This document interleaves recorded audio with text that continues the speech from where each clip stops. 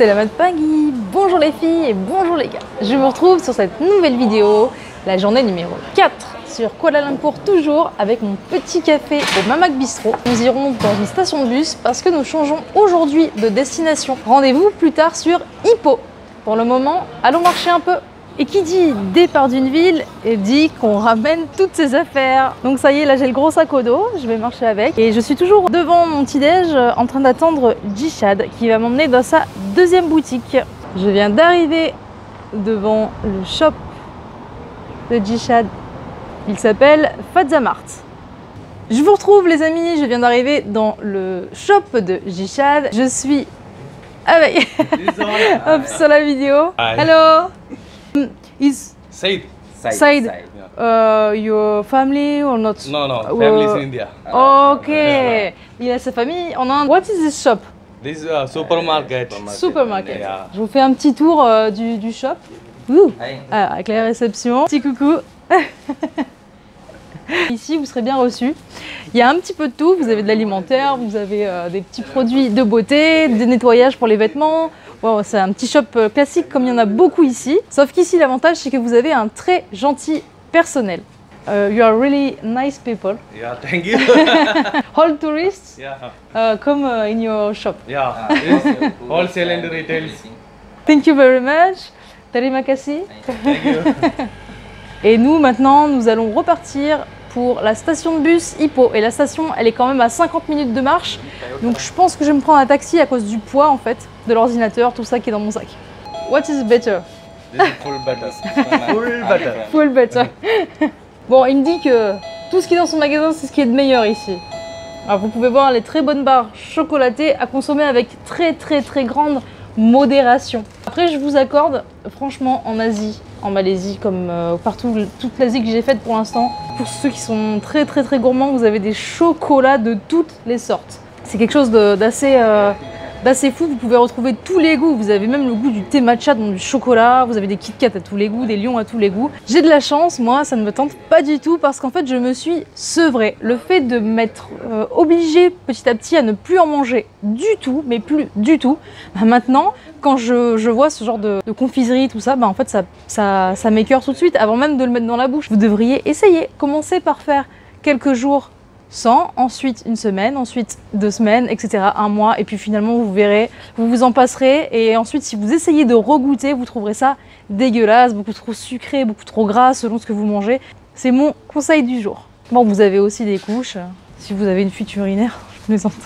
Il y a aussi dans tous les shops beaucoup de boissons. Vous pouvez souvent trouver du thé et du thé sans sucre ajouté dans beaucoup de petits shops comme celui-ci. Et ça c'est génial par contre parce que quand vous n'avez pas de bouilloire ou quoi que ce soit pour faire un thé, il y en a un tout frais et ça c'est le top. Je suis sortie du shop, il vient de m'offrir un Snickers, pardon. Un Snickers c'est une boîte de chewing-gum. Donc c'est une très gentille attention et je l'en remercie. Bon, je viens de vous dire que moi j'en mangeais pas. Mais je ne peux pas refuser un cadeau, ça ne se fait pas. Je vais bientôt me diriger en direction de la station. Je suis arrivée dans la station de bus. Je vais aller maintenant prendre mon ticket. Je vous dirai combien ça me coûte pour aller sur Ipoh. Je sais déjà qu'il y a 4h30 de trajet. Ça y est, j'ai récupéré mon ticket pour 20 RM pour la porte 18. Thank you. Terima kasih. On prend les petits escalators. Bon, elle est vraiment sympa cette station de bus. C'est bien organisé. Encore une fois, la Malaisie pour ça. C'est un très bon pays, je vais rester d'un côté au cas où quelqu'un descende. Voilà, il est tamponné, checké, porte 18. Et maintenant, j'attends sagement l'arrivée du bus. Ça se présente un petit peu comme une organisation d'aéroport, vous avez des portes à respecter. Le bus est arrivé, il est temps pour moi de checker mon billet. Je vais m'acasser. Chose faite, maintenant bagage en soute. Direction Ipoh.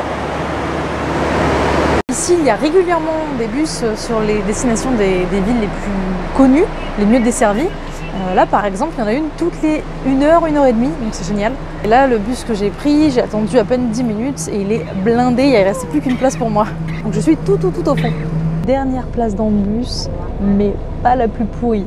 Donc je suis tout au fond, du coup je peux bien allonger mon siège. Le bus est ultra spacieux. Je vais passer un très bon voyage.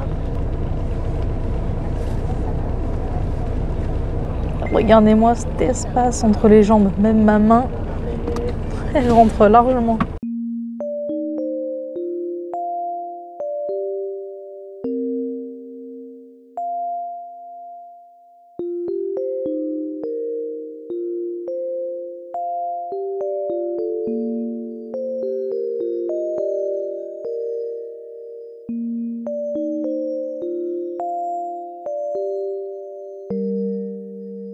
Me voici arrivée sur Hippo, donc je suis encore dans la station de bus. Je suis à maintenant 18 minutes en Grabe de mon hôtel, donc je vais aller à l'extérieur, je vais me prendre un Grabe et je vais aller déposer mes affaires. Et ensuite je vous amènerai faire un tour de la ville. C'est bientôt la tombée de la nuit parce qu'il est maintenant 18 h sur Hippo.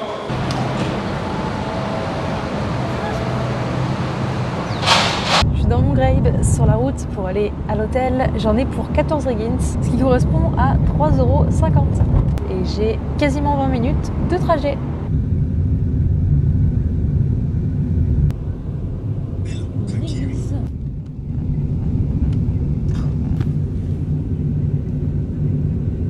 Je suis arrivée à l'hôtel, ça y est. Alors là, il y a un petit truc rigolo qui m'arrive, c'est que cette fois-ci, la dame, j'ai dû l'appeler parce que sur la devanture de l'hôtel, en fait, il n'y avait pas le nom d'enseigne. Finalement, elle m'a dit au téléphone qu'elle m'avait envoyé un mail avec des instructions. J'ai ouvert mon mail et effectivement, en fait, c'est toute une petite énigme. J'ai le numéro du bâtiment, je n'ai pas le nom, donc il fallait entrer dans le bon bâtiment. Ensuite, il fallait monter à l'étage numéro 2, je viens juste d'y accéder grâce à l'ascenseur. Et maintenant, on y a écrit d'aller sur ma droite. Je vais trouver une petite boîte aux lettres dorée, donc la voici, et j'ai un code à taper. Je rentre mon petit code que je viens de lire, hop. Oh, bah tiens, ça c'est ouvert. Hop. Et à l'intérieur, j'ai ma petite enveloppe de bienvenue. Et là-dedans, j'ai mes clés avec mon numéro de chambre. Je suis tout au bout, je vais vous montrer. La 02D. Allez, c'est parti, vous allez entrer avec moi dans la chambre. Ah, il faut enlever les chaussures, je vais les enlever. Sympathique. Petite chambre avec mon petit bureau pour travailler. On continue la visite avec la jolie salle de bain. C'est petit, mais c'est bien propre, ça sent bon et c'est agréable. La petite vue sympathique sur la route. Les affaires sont posées, on retourne à l'extérieur, je vais aller vous prendre quelques images. Je tiens à vous filmer ça parce que je le vois vraiment dans tous les hôtels que je fais ici en Malaisie. Il est interdit de fumer de la cigarette normale et de la cigarette électronique, ce qui est jusque-là tout à fait normal. Mais la petite variante ici, c'est qu'on ne peut pas non plus consommer de durian fruit. Et parce que ça pue la mort. Allez, pour l'instant, je marche un petit peu dans le flou, je me laisse guider par l'instinct. Je vais faire un petit peu le tour de la ville. Hippo est une ville réputée pour son street art. Vous pouvez voir derrière moi un trompe-l'œil très original. On fait un petit tour à tuk-tuk ?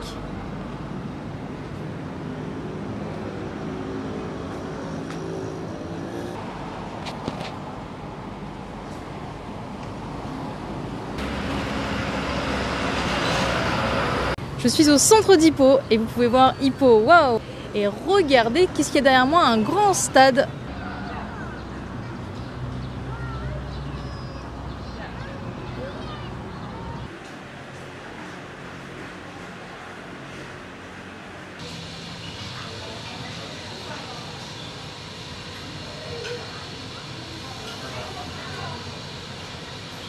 Un petit tour à cheval.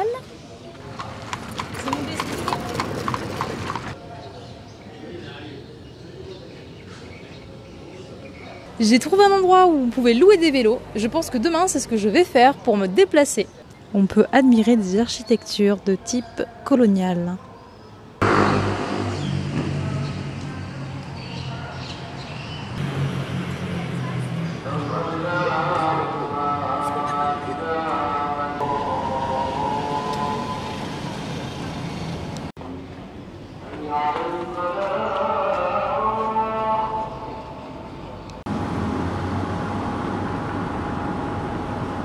Ils sont immenses ces nounours à gagner. Ils prennent toute la place dans la boîte. Et regardez, un faux arbre de durian fruit. Voilà, je suis dans une ambiance très chine. Regardez-moi tous ces fruits qui ressemblent beaucoup à des pomelos. Écoutez, je m'en suis pris un, je vais goûter ça à l'hôtel après le repas. Je me suis arrêtée dans un petit stand de ramen et c'est ici que je vais manger. Vous voyez cette image, ce sont les œufs que je vais avoir. Ils sont cuits et infusés dans du thé. Voilà, je me suis pris des œufs comme ça avec un bon bol d'algues wakame.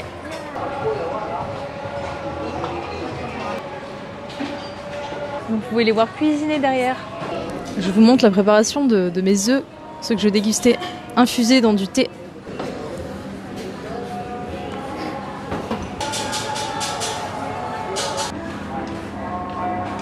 Voici mes bonnes algues wakame. Ça, c'est de la bonne iode.